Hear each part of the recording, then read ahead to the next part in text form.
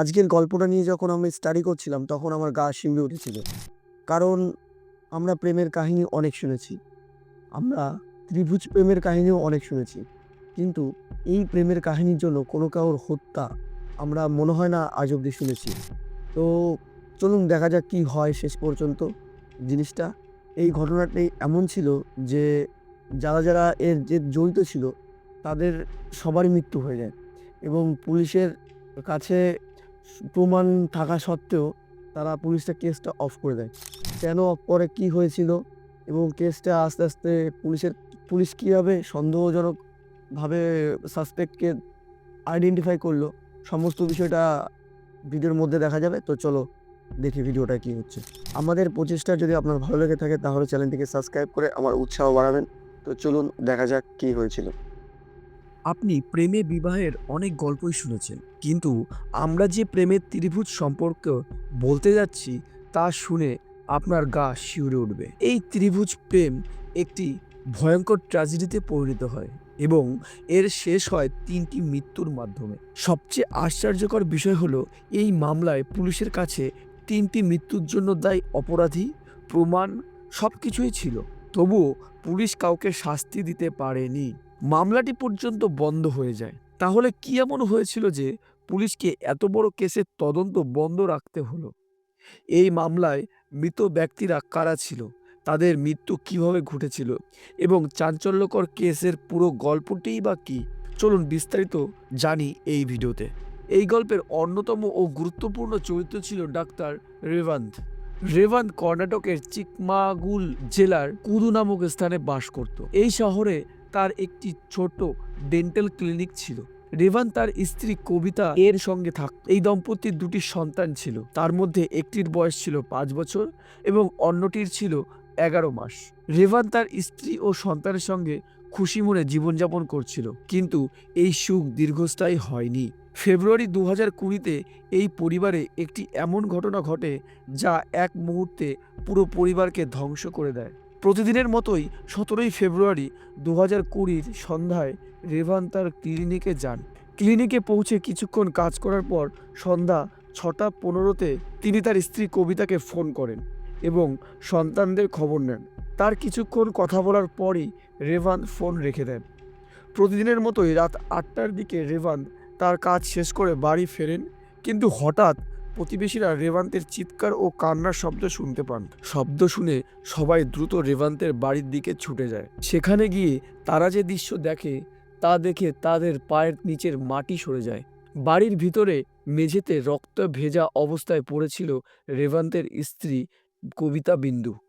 বাড়ির আসবাবপত্র এলোমেলো হয়েছিল, যেন বাড়িতে লুটপাট চালানো হয়েছে। লোকজন দ্রুত কবিতার কাছে ছুটে যায় এবং হাসপাতালে নেওয়ার তোড়জোড় শুরু করে, কিন্তু তখন পর্যন্ত অনেক দেরি হয়ে গেছে। লোকজন বুঝতে পারেন যে কবিতার শরীর আর প্রাণ নেই।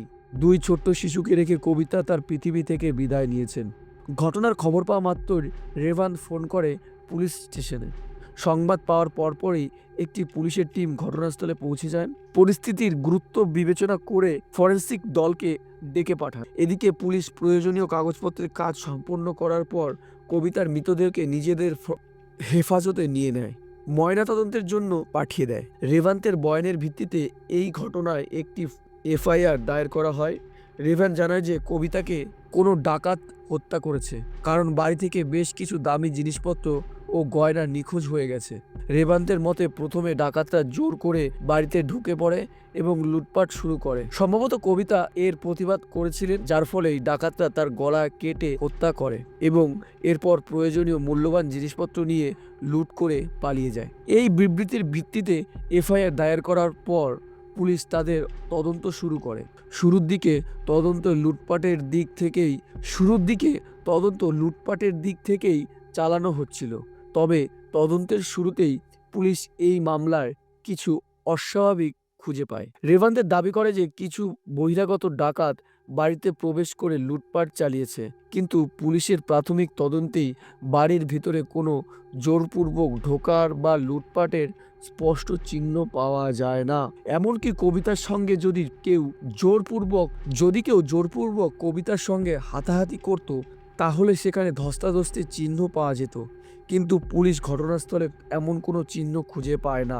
বাড়ি থেকে মূল্যবান গয়না নিখোঁজ থাকলেও ভেতরে জোর করে প্রবেশ করার কোনো প্রমাণ মেলে না। পুলিশের সন্দেহ অবশ্যই রেভান্তের ওপর বাড়তে থাকে, তবে তারা ময়নাতদন্তের রিপোর্টের জন্য অপেক্ষা করছিল এবং তদন্তকে এখনও ডাকাতির দিকেই চালিয়ে যায়। যখন ময়নাতদন্তের রিপোর্ট আসে তখন সবাই অবাক হয়ে যায়। রিপোর্টে বলা হয় কবিতার খুন অত্যন্ত নিখুঁতভাবে করা হয়েছে, যা একজন পেশাদার হত্যাকারী করতে পারে। এছাড়া পোস্টমর্টম রিপোর্টে দেখা যায় কবিতার গলায় কোনো সাধারণ অস্ত্র দিয়ে নয়, বরং একটি ধারালো সার্জিক্যাল ব্লেড দিয়ে কাটা হয়েছে। শুধু তাই নয়, তার শরীরে একটি উচ্চমাত্রার কেমিক্যাল পাওয়া গেছে, যেটি ডাক্তাররাই ব্যবহার করে। এর মানে স্পষ্টভাবে সন্দেহ তীর কবিতার স্বামী ডাক্তার রেভান্তের দিকেই ইঙ্গিত করে। তবে পুলিশ তাড়াহুড়ো করে কোনো সিদ্ধান্তে পৌঁছাতে চায়নি। তারা রেভান্তের বাড়িতে যাওয়া সমস্ত রাস্তার সিসিটিভি ফুটেজ পরীক্ষা করার সিদ্ধান্ত নেয়। এই ফুটেজে পুলিশ কাউকে সন্দেহজনক অবস্থায় বাড়িতে বা আশেপাশে ঘোরাঘুরি করতে দেখেনি।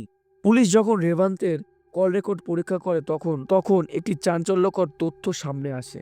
রেভান্ত দীর্ঘদিন ধরে একটি নারী, যার নাম হর্ষিতা, তার সঙ্গে নিয়মিত যোগাযোগ রাখছিল। এমনকি স্ত্রী মারা যাওয়ার পরেও সে বারবার হর্ষিতার সঙ্গে ফোনে কথা বলছিল।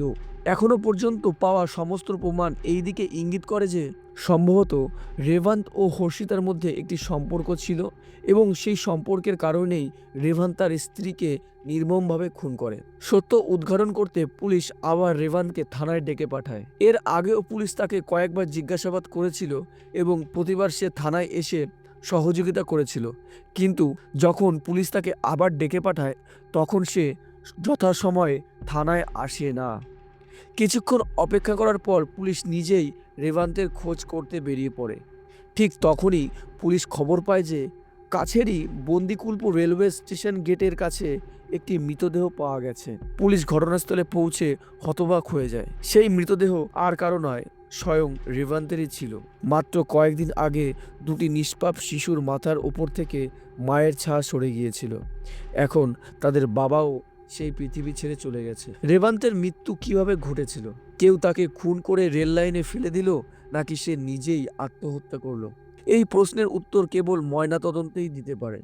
পুলিশ মৃতদেহটিকে নিজেদের হেফাজতে নিয়ে ময়নাতদন্তের জন্য পাঠিয়ে দেয়। অন্যদিকে এই মামলাটি সমাধান করতে পুলিশ এখন তদন্তের তৃতীয় চরিত্র অর্থাৎ সেই নারীকে খুঁজতে শুরু করে, যার সঙ্গে রেভান্ত নিয়মিত যোগাযোগ রাখছিল। পুলিশ তদন্ত চালিয়ে জানতে পারে সেই নারীর নাম হর্ষিতা এবং বর্তমানে সে বেঙ্গালুরুর রাজেশ্বরী নগর এলাকায় বসবাস করছে। পুলিশ এখন হর্ষিতাকে জিজ্ঞাসাবাদ করার পরিকল্পনা করে, কিন্তু ঠিক তখনই পুলিশ হর্ষিতার ব্যাপারে আরও একটি চাঞ্চল্যকর খবর পায়। পুলিশ খবর পায় যে হর্ষিতা নিজেই তার ঘরে আত্মহত্যা করেছে। প্রথমে কবিতা, এরপর রেভান্ত এবং এখন হর্ষিতা। এই মামলাটি তিনজনই জড়িত ছিল এবং তিনজনই মারা গিয়েছে। পুলিশ যখন হর্ষিতার বাড়িতে পৌঁছে তদন্ত শুরু করে, তারা তার ঘর থেকে কিছু গয়না উদ্ধার করে। ঘর থেকে পাওয়া নথিপত্র থেকে জানা যায় যে এই গয়নাগুলি 18 তারিখ কবিতার স্বামী রেভান্ত পাঠিয়েছিল। এই সমস্ত গয়না কবিতারই ছিল। এছাড়াও পুলিশ কবিতা ও রেভান্তের মোবাইল ফোন থেকে গুরুত্বপূর্ণ সব তথ্য সংগ্রহ করে। পুলিশের ওপর এই মামলার দ্রুত সমাধান করার ব্যাপক চাপ সৃষ্টি হয়, তাই তারা তদন্তের পরিধি বাড়িয়ে দেয়। পুলিশ এই মামলার সঙ্গে জড়িত একটি চাঞ্চল্যকর সত্য উন্মোচন করে।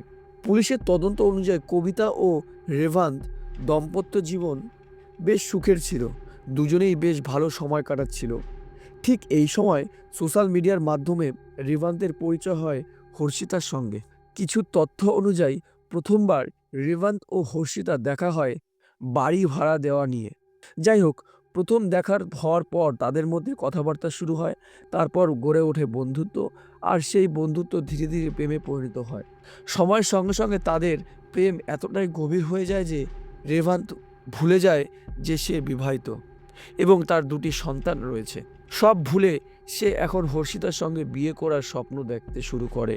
কিন্তু এই বিয়ের পথে সবচেয়ে বড় বাধা ছিল তার স্ত্রী কবিতা। রেভান্ত কবিতাকে তার জীবন থেকে সরিয়ে দেওয়ার বিভিন্ন উপায় ভাবতে শুরু করে, কিন্তু সে সফল হতে পারে না। অন্যদিকে হর্ষিতা ক্রমাগত রেভান্তের উপর বিয়ের জন্য চাপ সৃষ্টি করতে থাকে। সবচেয়ে আশ্চর্যকর বিষয় ছিল হর্ষিতা ইতিমধ্যেই দুটো বিয়ে করেছিল। প্রথম বিয়ে করেছিল 2010 সালে আশেপাশে, কিন্তু সেই বিয়ে টেকেনি এবং প্রথম স্বামীর সঙ্গে তার বিবাহ বিচ্ছেদ হয়ে যায়। এরপর সে দ্বিতীয় বিয়ে করে একজন ব্যক্তি, যার নাম ছিল সুন্দর। সুন্দর ও হর্ষিতার একটি সন্তানও ছিল এবং তারা বেঙ্গালুরুতেই একসঙ্গে বসবাস করছিল। তবে এত কিছুর পরেও হর্ষিতা এখন রেভান্তকে বিয়ে করতে উৎসুক ছিল। যখন হর্ষিতার চাপ বেশি বেড়ে যায় তখন রেভান্ত ও তার স্ত্রীকে রেভান্ত তার স্ত্রীকে খুন করার ভয়ানক পরিকল্পনা করে। রেভান্ত চেয়েছিল সে যেন স্ত্রীকে হত্যা করে ও আইনের চোখে ধরা না পড়ে। তাই সম্পূর্ণ পরিকল্পনা তৈরি করার পর 17 ফেব্রুয়ারি 2020 শেষে প্রথমে তার 2 সন্তানকে একটি অজুহাতে আত্মীয়দের বাড়ি পাঠিয়ে দেয়। এরপর সে চুপচাপ তার স্ত্রীর উচ্চমাত্রায় একটি ইঞ্জেকশন দেয়। এই ইঞ্জেকশনের কারণে তার স্ত্রী অজ্ঞান হয়ে যায়। তারপর রেভান্ত একটি সার্জিক্যাল ব্লেডের ব্যবহার করে কবিতার গলায় কেটে ফেলে। এরপর সে ঘরে সমস্ত মূল্যবান গয়না একটি ব্যাগে রেখে দেয়। এমনকি মৃত্যুর সময় কবিতার গলার থেকে হারটিও সে খুলে নিয়ে যায় এবং সেগুলো তার প্রেমিক হর্ষিতার ঠিকানায় পাঠিয়ে দেয়। এরপর সে স্বাভাবিকভাবে তার ক্লিনিক থেকে ফিরে আসে, চিৎকার চেঁচামেচি করতে শুরু করে এবং পুলিশকে লুটপাটের মিথ্যে গল্প শুনিয়ে বিভ্রান্ত করে। অন্যদিকে কবিতার মৃত্যুর পরের দিন অর্থাৎ 18 আগস্ট 2020 হর্ষিতা রেভান্তের পাঠানো সব গয়না গ্রহণ করে। পুলিশের মতে যখন রেভান্ত বুঝতে পারে যে সে পুলিশের হাতের থেকে বাঁচতে পারবে না এবং তার আসল সত্য সামনে চলে আসবে, তখন সে পুলিশের ডাকে থানায় না গিয়ে রেল লাইনের দিকে চলে যায় এবং চলন্ত ট্রেনের সামনে ঝাঁপ দিয়ে আত্মহত্যা করে।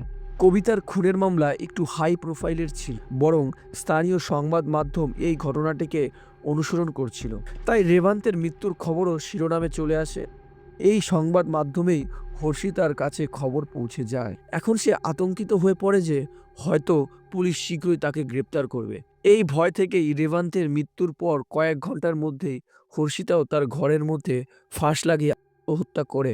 সব মিলিয়ে একটি অবৈধ সম্পর্কের কারণে 3 জন মানুষ নিজেদের জীবন হারায়। এই পুরো ঘটনাটার মধ্যে পুলিশ কবিতার মৃত্যুর কারণ এবং খুনি উভয়কেই খুঁজে পেয়েছিল। তবুও পুলিশকে এই মামলা বন্ধ করতে হয়েছিল, কারণ এই পুরো ঘটনাটির প্রমাণ সন্দেহজনকভাবে রেভান্ত ও হর্ষিতা ছিল।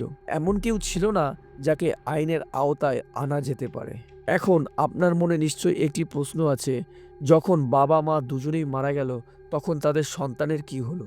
আপনার তথ্যের জন্য জানিয়ে রাখি যে এই বিষয়ে ইন্টারনেটে খুব বেশি তথ্য পাওয়া যায় না। কিছু সূত্র অনুযায়ী কবিতা ও রেভান্তের 2 সন্তানকে তাদের এক ঘনিষ্ঠ আত্মীয় দত্তক নেন। তারা বর্তমানে ভালোইভাবেই জীবনযাপন করছে। বন্ধুরা, পুরো ঘটনাটি জানার পর আপনার কি মতামত কমেন্ট বক্সে জানাতে ভুলবেন না। আমাদের কঠোর পরিশ্রম যদি আপনার ভালো লেগে থাকে তাহলে ভিডিওকে লাইক করে শেয়ার করুন। এখনও যদি আমাদের চ্যানেলটিকে সাবস্ক্রাইব করে না থাকে তাহলে চ্যানেলটিকে সাবস্ক্রাইব করে আমাদের সাথে থাকুন। ধন্যবাদ।